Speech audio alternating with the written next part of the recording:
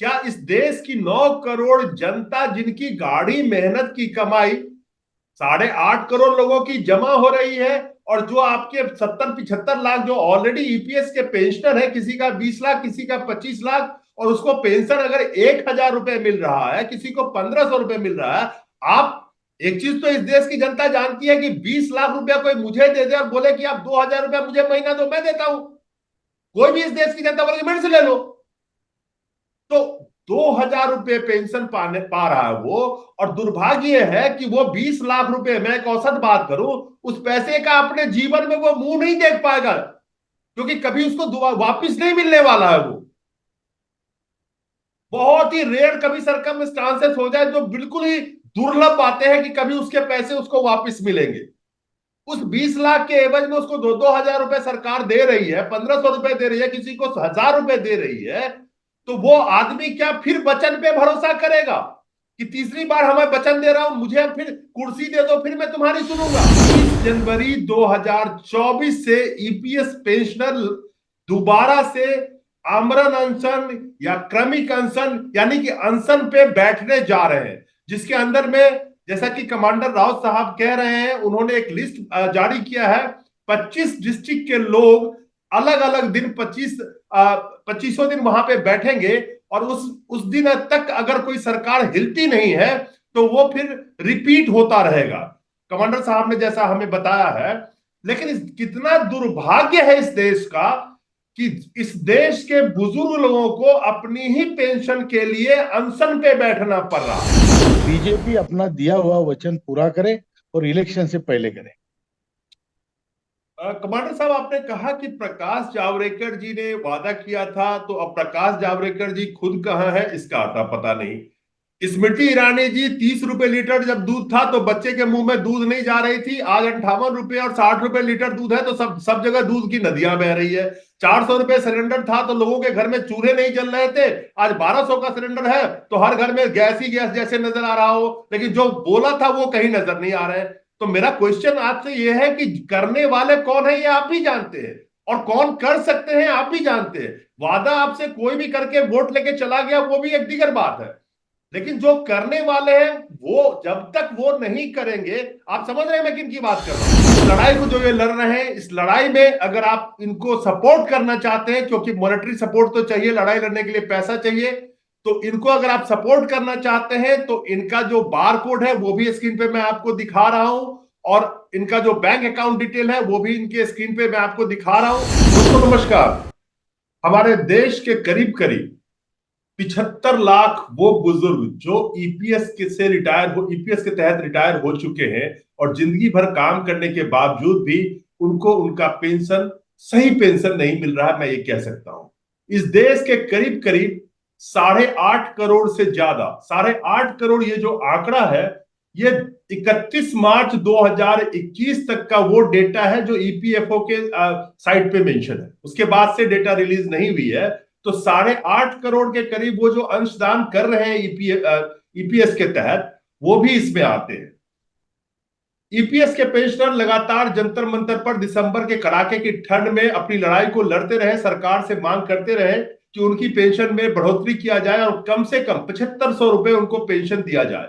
और उन पेंशनरों की आवाज मुखरता से जो उठा रहे थे कमांडर अशोक राउत, वो कई एमपी से भी जाके मिले उस दरमियान, क्योंकि संसद चल रहा था, शीतकालीन संसद चल रहा था। उसके बावजूद उन लोगों को आश्वासन दिया गया, क्योंकि क्रमिक अनशन पे बैठ गए। आश्वासन देने के बाद 14 दिसंबर को, तो 14 दिसंबर 2023 को इन लोगों ने अपना अनशन खत्म किया और आश्वासन के साथ ये लोग वापस गए थे।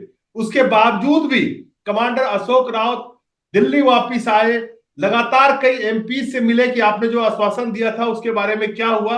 इनसे कहा गया कि आपका काम हो रहा है, जल्द से जल्द हो जाएगा।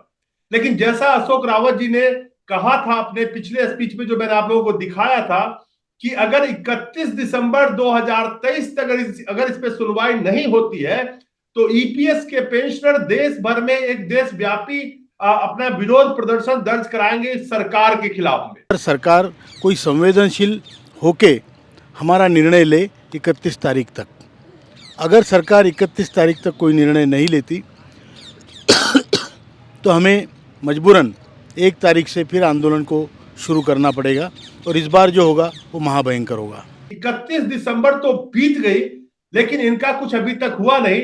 और जैसा कमांडर अशोक रावत जो इनका नेतृत्व कर रहे थे, उन्होंने वादा किया था कि जनवरी में हम देशव्यापी तौर पे फिर विरोध अपना शुरू करेंगे। तो उसी के तहत अब ये कह रहे हैं कि ये अब जनवरी 2024 में पूरे देश में जो ईपीएस के पेंशनर हैं वो विरोध करेंगे। हमारे साथ कमांडर अशोक रावत जी हैं। रावत साहब, बहुत बहुत स्वागत है आपका। और हम ये जानना धन्यवाद चाहते सर, हैं आपको बहुत बहुत प्रणाम। जी नमस्कार। अभी आप लोग रिसेंटली दिसंबर में इतना बड़ा प्रोटेस्ट करके गए यहां से, और जिसमें कई बुजुर्ग उसमें डटे रहे जंतर मंतर पे। वहां पे परमिशन की भी दिक्कत आ गई। सरकार को जैसे लगता है कि विरोध की आवाजों से डर लग रहा है, सरकार को युवाओं से डरना चाहिए। तो युवा तो नहीं, लेकिन इस देश के वृद्धजन भी बैठते हैं, तो उनपे बहुत सारे अंकुश लगाई गई। उन्होंने आपको आश्वासन दिया जब आप लोग क्रमिक अनशन पे बैठ गए थे, तब भी उन्होंने कहा कि ठीक है हम कर रहे हैं। अब आपने क्या प्लान किया है जनवरी के अंदर, और अपने ईपीएस पेंशनर जो आपके ऊपर नजर लगाए बैठे हैं उनके लिए क्या संदेश है आपके पास? देखिए, उसके बाद हम श्रम मंत्री जी फिर यहाँ पर बुल्ढाना के पास वाले जिले में हिंगोली में आए थे। हम वहां पे भी उनसे मिले। उन्होंने कहा हम आपका काम जल्द करेंगे। अब ये जल्द शब्द ऐसा है कि उसका अर्थ कुछ समझ में नहीं आता है। जल्दी 10 साल से भी जल्दी नहीं हो रही है, 2 दिन की भी जल्दी होती है, 2 साल की भी होती है। तो हमने उनको स्पष्ट कहा कि अगर हमारा काम 31 दिसंबर तक नहीं होता है तो हम आंदोलन करेंगे। उस हिसाब से फिर हमने अभी कल हमारा आंदोलन का कार्यक्रम जाहिर किया है, और उसके हिसाब से हम कल से, आज से ही बल्कि, जो सभी सांसद है अपने अपने क्षेत्र के सांसद को लोग घेरेंगे, उनको बोलेंगे कि हमारा काम करो, वरना अगले इलेक्शन में हम आपका काम नहीं करेंगे। हर सांसद के ऊपर हम प्रेशर डालेंगे अपने अपने कॉन्स्टिट्यूएंसी में। उसके बाद 31 सांसदों की एक समिति है जिसके आदरणीय भर्तृहरि महताब जी, जो बीजेडी के लीडर है, उनका वो उनकी अध्यक्षता में 31 सांसद उस कमेटी में है। वो कमेटी है standing committee on labour, parliamentary standing committee on labour. उनसे भी हमने 4 बार तो मुलाकात की। उन्होंने हमारी विटनेस पार्लियामेंट में ली थी, करीब 1.5 घंटे हमारी विटनेस चली थी। तो उनको भी हम पत्र लिख रहे हैं, लिखा है बल्कि, और उनके 31 सांसदों का हमारे लोग विशेष रूप से घेराव करेंगे और उनको बोलेंगे कि आपकी स्टैंडिंग कमेटी ने क्या रिकमेंडेशन दिए, अगर नहीं दिए तो अब तक क्यों नहीं दिए। उसके अलावा जो सीबीटी के मेंबर है, सीबीटी के वैसे 43 मेंबर्स होते हैं, जो सेंट्रल बोर्ड ऑफ ट्रस्टीज, जो इस फंड का ट्रस्ट है, उसमें होते हैं। ज्यादातर जो नुमाइंदे हैं वो अपने पद सिद्धाधिकार से आते हैं। कोई किसी स्टेट का लेबर मिनिस्टर है, कोई जैसे केंद्र के लेबर मिनिस्टर, उसके अध्यक्ष होते हैं। सीपीएफसी पदानुकूल उसके सचिव होते हैं। और 10 मेंबर होते हैं जो सभी ट्रेड यूनियनों के होते हैं। उसमें 3 बीएमएस के, 3 इंटक के, 3 कम्युनिस्टों के, और एक एचएमएस का, हिंद मजदूर सभा का। ये 10 लोग उसके मेंबर होते हैं। ये कामगारों के प्रतिनिधि होते हैं जो ट्रेड यूनियन से जाते हैं। हम उनको भी घेराव कर रहे हैं और पूछ रहे हैं, भाई हमारे लिए तुम कर क्या रहे हो? अगर आप कामगारों के प्रतिनिधि हो तो कामगारों के लिए तुमने अब तक क्या किया, आप क्या कर रहे हो? जो सीबीटी में इतना फंड है और हम लोग अगर भूखे मर रहे हो, तो तुम्हें कामगारों के ट्रेड यूनियनों से इसलिए नहीं भेजा कि वहां जाके चाय बिस्कुट खाए। किस लिए भेजा है? तो हमारा हित का कार्यक्रम आप कब करोगे, और नहीं करोगे तो क्यों नहीं करोगे? ये सब पूछने के लिए लोग उनको भी घेरेंगे। इसके अलावा हम 12 तारीख को ईपीएफओ के ऑफिस पर बड़ी मोर्चा निकालेंगे, बहुत बड़ी संख्या में मोर्चा निकालेंगे ईपीएफओ हम। ऑफिस कहाँ पे सर? जो हिंदुस्तान में करीब 275 जगह पे ये ऑफिसेस है, हर हर हर राज्य में है। तो हर राज्य में अपने अपने ऑफिसेस पे ये लोग मोर्चा निकालेंगे, हमारे लोग, और उनको पूछेंगे ईपीएफओ को कि हमारे लिए तुमने क्या किया। बेसिकली ये श्रम मंत्रालय के अधीन ऑफिसेस है, और श्रम मंत्रालय पर दबाव डालने के लिए हम ये काम कर रहे हैं। उसके अलावा फिर 29 तारीख से या 27-28 से जो तय होगा, तब से हम दिल्ली में फिर एक बार जंतर मंतर पे अनशन करेंगे और बड़ी संख्या में लोग आएंगे। राज्य के हिसाब से अनशन शुरू रहेगा और हो सकता है उसका इस बार भी हम आमरण अनशन का कार्यक्रम करें, और अगर करेंगे तो फिर उठेंगे नहीं। तो ये हमारा ये विचार है, ये हमने प्रसारित किया है। मैं एक कॉपी आपको भी भेजता हूँ, वो आप देख लीजिए और प्रसारित कीजिए। आपका मीडिया का हमें बहुत बड़ा सहाय मिला है इस बार। हम चाहते हैं कि आपकी कृपा बनी रहे और ईश्वर करे सरकार को सद्बुद्धि प्राप्त हो। लेटेस्ट अपडेट ये है ईपीएस 95 पेंशनरों के लिए कि 30 जनवरी 2024 से ईपीएस पेंशनर दोबारा से आमरण अनशन या क्रमिक अनशन यानी कि अनशन पे बैठने जा रहे हैं, जिसके अंदर में जैसा कि कमांडर रावत साहब कह रहे हैं, उन्होंने एक लिस्ट जारी किया है। 25 डिस्ट्रिक्ट के लोग अलग अलग दिन 25 दिन वहां पे बैठेंगे और उस दिन तक अगर कोई सरकार हिलती नहीं है तो वो फिर रिपीट होता रहेगा, कमांडर साहब ने जैसा हमें बताया है। लेकिन कितना दुर्भाग्य है इस देश का कि इस देश के बुजुर्ग लोगों को अपनी ही पेंशन के लिए अनशन पे बैठना पड़ रहा। जैसा मैंने आपसे कहा कि 2024 का चुनाव भी नजदीक है और अगर आप आंकड़े उठा के देखेंगे तो 8.5 करोड़ जो अंशदान कर रहे हैं, ये डेटा है ईपीएफओ के साइट पे है, 2031 मार्च 2021 तक का डेटा है। तो उसमें बढ़ोतरी भी हुई होगी, मान लीजिए, चलिए हम 8.5 करोड़ ही ले लेते हैं और 58 लाख के करीब वो मेंशन कर रहे हैं पेंशनर। तो हम ले करीब करीब 9 करोड़ लोग सिंगल जो वोटर भी होंगे और उनके परिवार को भी आप छोड़ दीजिए, तो कम से कम 9 करोड़ वोटर का ये सवाल है। तो क्या मौजूदा सरकार इन 9 करोड़ वोटर को ध्यान में रखते हुए ईपीएस पेंशनर के जो डिमांड है उसको चुनाव से पहले कंसीडर करेगी? ये सबसे बड़ा सवाल है, क्योंकि ये जनवरी से अनशन में बैठने जा रहे हैं, 30 जनवरी का डेट बता रहे हैं और हम ये उम्मीद कर रहे हैं कि मार्च के आसपास होते होते कहीं कोड ऑफ कंडक्ट लग गया तो उसके बाद तो कोई काम ही नहीं होगा। तो रावत जी, मेरा आपसे सवाल एक और है कि अगर मार्च से पहले ये काम नहीं होता है और फिर एक आश्वासन देके छोड़ दिया जाएगा कि आप हमें वोट दे दीजिए और हम आपको दोबारा सरकार बनते ही आपको हम आपका चीज दे देंगे, इस पे कैसे भरोसा करेगी ईपीएस पेंशनर के लोग?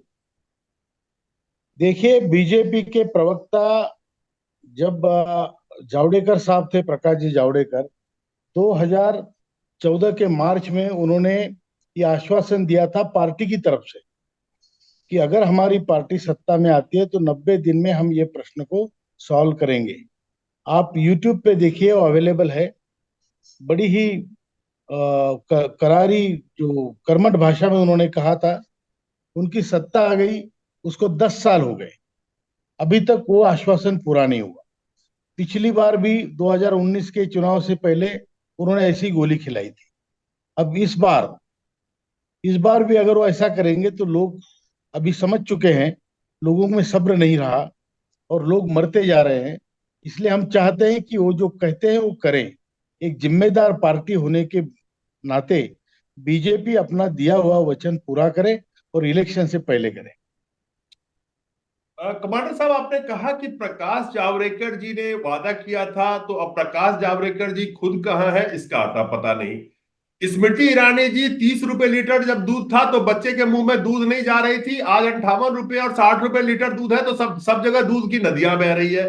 400 रुपए सिलेंडर था तो लोगों के घर में चूल्हे नहीं जल रहे थे, आज 1200 का सिलेंडर है तो हर घर में गैस ही गैस जैसे नजर आ रहा हो, लेकिन जो बोला था वो कहीं नजर नहीं आ रहा है। तो मेरा क्वेश्चन आपसे ये है कि करने वाले कौन है ये आप भी जानते हैं और कौन कर सकते हैं आप भी जानते हैं। वादा आपसे कोई भी करके वोट लेके चला गया वो भी एक दीगर बात है, लेकिन जो करने वाले हैं वो जब तक वो नहीं करेंगे, आप समझ रहे हैं मैं किन की बात कर रहा हूं।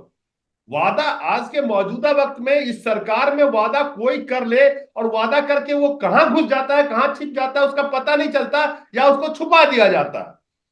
तो इस बात इस जैसा बार आपने कहा। हाँ जी, हाँ जी। इस बार की सिचुएशन ये है कि हमें आदरणीय प्रधानमंत्री जी ने 2019 के बाद स्वयं 2 बार वचन दिया है, गारंटी दी है।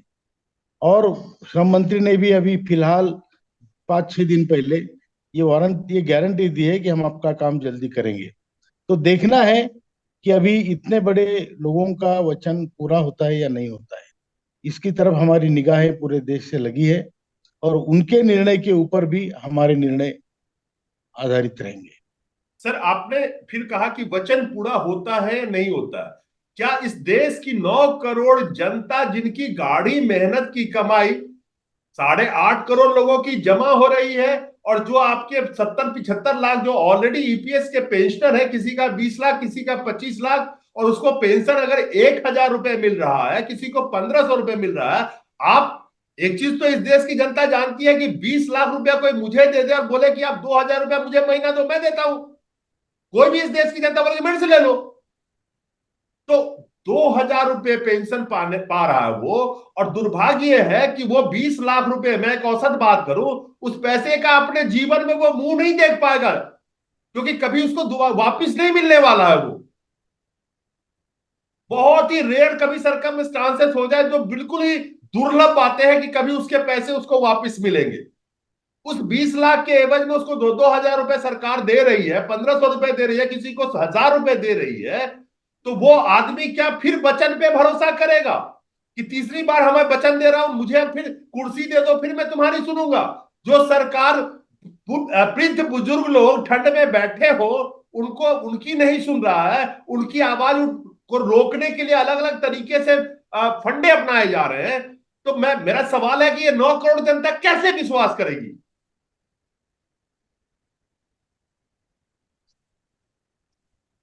बिल्कुल सही कहा आपने। सरकार को अभी ये सिद्ध करना होगा कि वो हमारे ईपीएस पेंशनरों के बारे में बहुत प्रामाणिकता से काम कर रही है, और वो जल्दी से जल्दी ये काम करे ताकि लोग अपनी जिम्मेदारी निभाए। सरकार निभाएगी तो लोग भी निभाएंगे। सरकार ने अगर जिम्मेदारी नहीं निभाई तो लोग भी अपनी तरीके से उसका जवाब देंगे, ये तो पक्का है। देखिए, दर्शकों को ये समझना पड़ेगा कि इस देश में अगर नेता और मंत्री कोई भी वादा कर दे चुनाव के दरमियान, उसको आज तक कोई चैलेंज कर पाया क्या? कई वादे हम आप एक दूसरे को गिनवा सकते हैं जो वादा किए गए थे, चाहे वो वृद्धजन को अच्छी जीवन देने का वादा हो। 2014 के चुनाव के प्रचार में अलग अलग मंत्री नेताओं के द्वारा जो मौजूदा वक्त में मंत्री हैं, चाहे युवाओं की रोजगार की बात करें, चाहे अच्छे दिन की बात करें, आप उन वादा को किससे पूछेंगे? अब जवाब कौन देगा? लेकिन सवाल इस देश में हमारे उन वृद्ध जनों का है, उन रिटायर्ड पर्सन का है, जिन्होंने जीवन भर नौकरी किया। उनके 20-20, 25-25 लाख रुपए जोड़ के सरकार अपने पास रख ली है, जो पैसा उनको जीवन में कभी वापस नहीं मिल सकता। उस पैसे के एवज में किसी को 1,000, किसी को 2,000 मिल रहे हैं, और ये कह रहे हैं कि हमारा पेंशन जो मिनिमम कम से कम 7,500 तो हो, ताकि हम अब कम से कम आत्मनिर्भर बन के रह सके। इतनी सी मांगे हैं इनकी, और वो भी पैसे लेना है किससे? जो इनका पैसा सरकार के पास है, उससे ब्याज आता रहे, या उसको अलग अलग सरकार तरीके से इन्वेस्ट अगर कहीं करती है तो उससे जो आता है पैसे, उसी के पैसे से देना है। कमांडर साहब, आखिरी बात कि आप लोग जो ये क्रमिक अनशन के लिए आ रहे हैं जंतर मंतर पे प्रोटेस्ट के लिए, और आपका कंटिन्यूअस प्रोटेस्ट का जो ये प्रोग्राम है, अनशन का जो प्रोग्राम है, क्या इसके लिए आपको सारी तैयारियां आपकी पूरी हो चुकी है? और क्या आपको लगता है कि क्रमिक अनशन के लिए आपको यहाँ दिल्ली में फिर जगह दिया जाएगा? देखिए, जब हम ठान लेते हैं तो हमको करना ही है। जगह मिले ना मिले, जो भी अंजाम हो, हम तो अर्जी करेंगे बाकायदा, बिल्कुल जो कायदे के हिसाब से, और उसी हिसाब से बैठेंगे हम।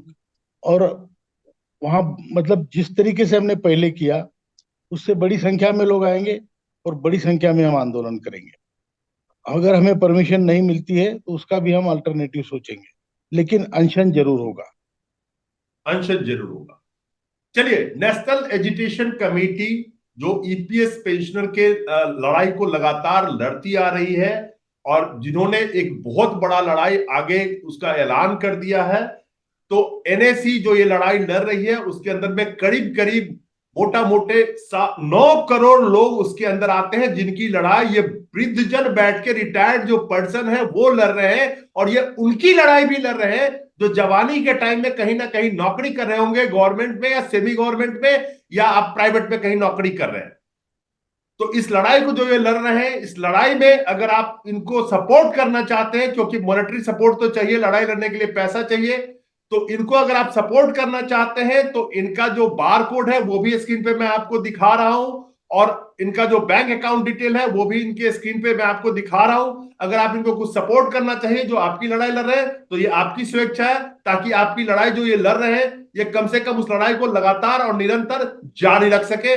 इसमें सबसे जरूरी बात यह है कि अगर बहुत सारे ऐसे पेंशनर हैं जो दूर दूर बैठे हुए हैं, जो फाइनेंशियल कारणों से आ नहीं सकते, लेकिन हो सकता है कि वो अपना सपोर्ट वहां बैठे बैठे करना चाहे, तो ये इनका पूरा डिटेल है जिसपे आपकी स्वेच्छा है। अगर कोई अपना सपोर्ट एनएससी को देना चाहे तो वो इस बारकोड के माध्यम से स्कैन करके या बैंक अकाउंट इस पे डाला हुआ उससे इनको सपोर्ट कर सकते हैं।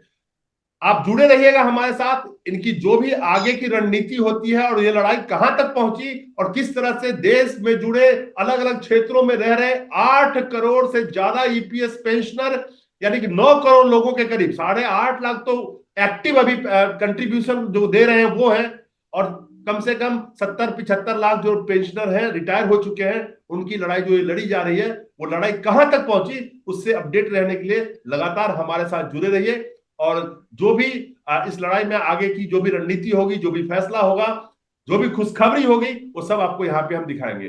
कमांडर साहब बहुत बहुत शुक्रिया आपका, और हमारी नजर रहेगी आपकी लड़ाई पे, और हमारी शुभकामनाएं भी आपके साथ है। जी धन्यवाद सर, बहुत बहुत शुभकामनाएं, धन्यवाद।